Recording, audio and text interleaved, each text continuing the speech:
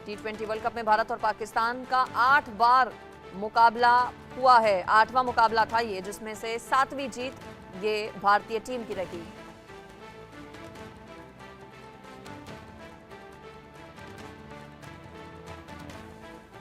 इस पर मेरे साथ स्पोर्ट्स एडिटर हमारे मनोज जोशी जी जुड़ गए हैं। साथ ही साथ मेरे साथ कुलविंदर सिंह भी जुड़ गए हैं, वरिष्ठ खेल पत्रकार। न्यूयॉर्क से हमारे साथ कुलविंदर जी जुड़े हैं। कुलविंदर जी, आप ही से शुरुआत कर लेती हूं, चूंकि न्यूयॉर्क में ये मैच खेला गया, आप भी मेरे साथ न्यूयॉर्क से जुड़े हुए हैं। आपने कल का मैच देखा होगा, मतलब पूरी तरह से रोमांच से भरा था ये मैच। इतना इंटरेस्टिंग मैच क्या एक्सपेक्टेड था पहले से? बहुत बड़ा टारगेट भी नहीं दिया गया था, लेकिन बावजूद इसके पाकिस्तानी टीम चेज नहीं कर पाई उसे। देखिए, सबसे बड़ी बात यह है कि ये मुकाबला ऐसा होना ही था। एक बड़े स्कोर की उम्मीद थी। भारत और पाकिस्तान जब भी आमने सामने होते हैं, दोनों में जबरदस्त टक्कर होती है। यूएसए से जब पाकिस्तान हारा सुपर ओवर में, तो ऐसा लग रहा था कि पाकिस्तान शायद आगे अच्छा नहीं कर पाएगा।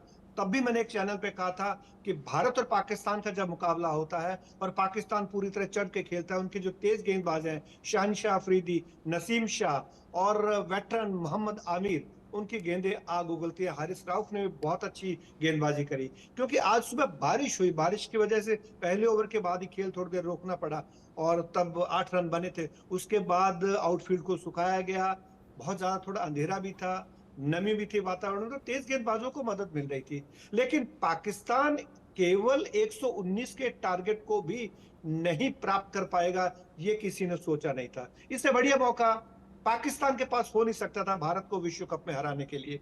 और यह भारत का लोएस्ट टोटल है जिसको भारत ने चेज किया। मुझे याद है 3 मार्च सन ये बात है शारजाह की, 1985 की, जब भारतीय टीम 125 पर आउट हुई थी और उसके बाद कपिल देव एंड कंपनी ने पाकिस्तान को 87 रनों पर रोक लिया था। कुछ वैसा ही एक बार फिर मुझे याद हुआ, स्मरण हुआ। तो आज जिस तरीके से पाकिस्तान ने सरेंडर किया है, एक वक्त पे लग रहा था कि शायद पाकिस्तान इस मैच को निकाल लेगा, लेकिन इफ्तिकार अहमद के आउट होने के बाद, और तारीफ करनी पड़ेगी जितनी भी करें हम जसप्रीत बुमराह की, वर्ल्ड क्लास गेंदबाज हैं, उनके सामने पाकिस्तान के बल्लेबाज बिल्कुल हताश नजर आए, रन नहीं बनने दिए। क्या शानदार तरीके से उन्होंने, उन्हें मैन ऑफ द मैच भी घोषित इसलिए किया गया कि उन्होंने जो 3 विकेट हासिल किए 14 रन देकर, शानदार उनका प्रदर्शन रहा था। वहीं से जब इफ्तिकार अहमद आउट हुए तो पाकिस्तान पूरी तरह से दबाव में आ गया और उसके बाद तो कहानी सबके सामने है। हालांकि नसीम शाह जो रोते हुए बाहर निकले, उनके गेंदबाज, उन्होंने 2 चौके जरूर लगाए, लेकिन फिर भी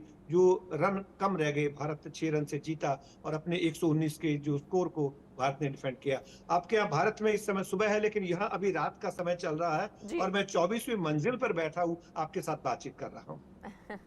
कल का मैच भी बहुत ज्यादा रोमांचक रहा और कुलविंदर जी बता रहे हैं कि इस वक्त न्यूयॉर्क में रात है, लेकिन यहाँ बिल्कुल ठीक आपने फरमाया, इस वक्त यहाँ पर सुबह है, करीब 8:30 बज रहे हैं। मनोज जी, कल टर्निंग पॉइंट क्या लगा? एक वक्त तो ऐसा भी आया जब लग रहा था कि भाई मैच पूरे तरीके से हाथ से निकल गया और अब तो कुछ नहीं हो सकता, लेकिन फिर हमारे बॉलर्स ने पूरी की पूरी बाजी को पलट कर रख दिया।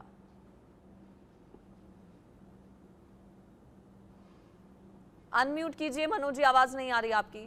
जी जी जी, मेरे ख्याल से जो मोहम्मद रिजवान को जो आउट किया गया ना, बुमराह ने जो आउट किया है, वो एक टर्निंग पॉइंट था। और उसके बाद जिस तरह से विकेट गिरे हैं, क्योंकि एक समय 30 गेंद पर 37 रन की दरकार थी, जो मुश्किल टारगेट नहीं था। आपके पास विकेट थे और आपके 6 विकेट आउट होने बाकी थे। लेकिन उसके बाद जिस तरह से विकेट गिरे, जिस तरह से रोहित शर्मा की कप्तानी, जिस तरह से रोहित ने गेंदबाजों में जो बदलाव किए, हार्दिक को लाए 2 मौकों पर अलग अलग आज पूरे इस मैच में, तो वहां उनको विकेट मिले।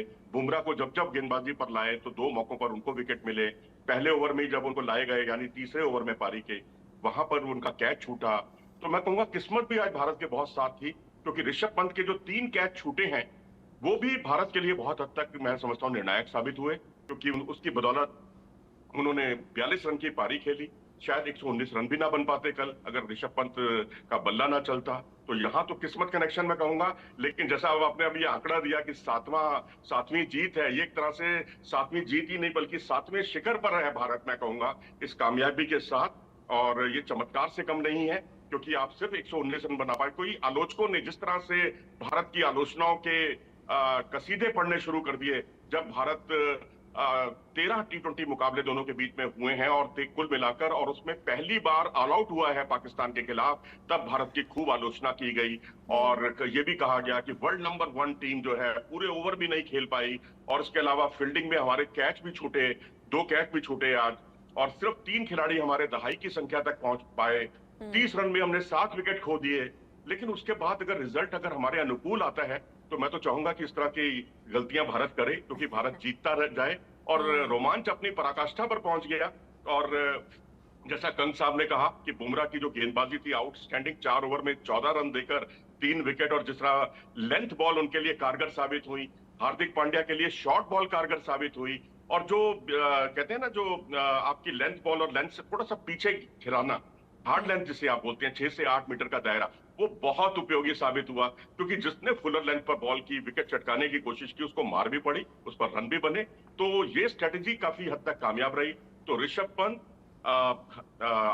हार्दिक पांड्या और उनसे भी ऊपर जसप्रीत बुमराह और रोहित शर्मा की कप्तानी, इन्होंने भारत की बल्ले बल्ले कर दी। जी बिल्कुल, ये स्टार प्लेयर्स है। और अक्षर पटेल का नाम आप लेना भूल गए यहाँ पर मनोज जी।